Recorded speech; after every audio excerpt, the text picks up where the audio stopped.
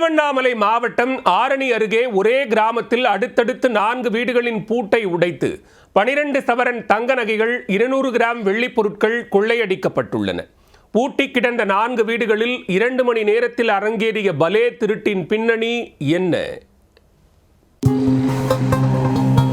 திருவண்ணாமலை மாவட்டம் ஆரணி அருகே உள்ள மாமண்டூர் கிராமத்தில் அலறவிட்ட கொள்ளையர்கள் அடுத்தடுத்த 4 வீடுகளில் தங்கம் மற்றும் வெள்ளி ஆபரணங்களை களவாடி ஊர் மக்களின் உறக்கத்தில் மண்ணை அள்ளி கொட்டி உள்ளனர். ஒரே இரவில் அரங்கேறிய பலே கொள்ளையில் நடந்தது என்ன? சம்பவத்தன்று மாமண்டூர் கிராமத்தில் தனியாக வசிக்கும் ராணி தனது மகனை பார்க்க வீட்டை பூட்டிவிட்டு சென்றுள்ளார்.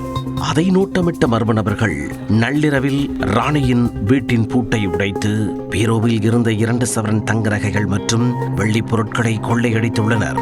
இதேபோல நெசவு தொழிலாளி ஆனந்தன் தனது மனைவி குழந்தையுடன் திருச்செந்தூர் திருமணத்திற்கு வீட்டை பூட்டிவிட்டு டிரைவர் வினோத்குமார் தனது மனைவியுடன் மருத்துவமனைக்கும் சென்றுள்ளனர்.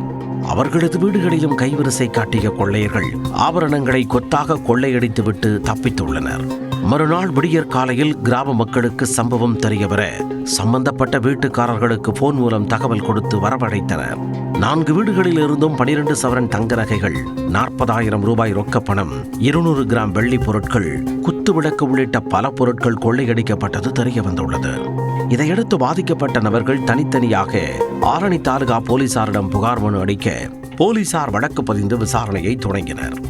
ஏராளமான பொருட்கள் கொள்ளையடிக்கப்பட்டுள்ளதால் சம்பவத்தில் ஒரு பெரும் கும்பலே ஈடுபட்டிருக்கலாம் என சந்தேகம் ஏற்பட்டுள்ளது.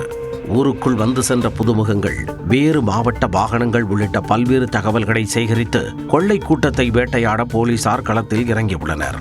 மேலும் தடயவியல் வல்லுநர்கள் மூலம் நடத்தப்பட்ட ஆய்வில் மர்ம நபர் ஒருவரின் கைரேகை பதிவும் சிக்கியுள்ளது. அதன் மூலம் விசாரணை அடுத்த கட்டத்திற்கு நகர்ந்துள்ள நிலையில் சம்பவத்தில் ஈடுபட்டுள்ளவர்கள் விரைவில் கைது செய்யப்படுவார்கள் என்றும் கொள்ளையடிக்கப்பட்ட ஆபரணங்கள் மற்றும் பொருட்கள் மொத்தமாக மீட்கப்படும் என்றும் போலீசார் உறுதியளித்துள்ளனர்.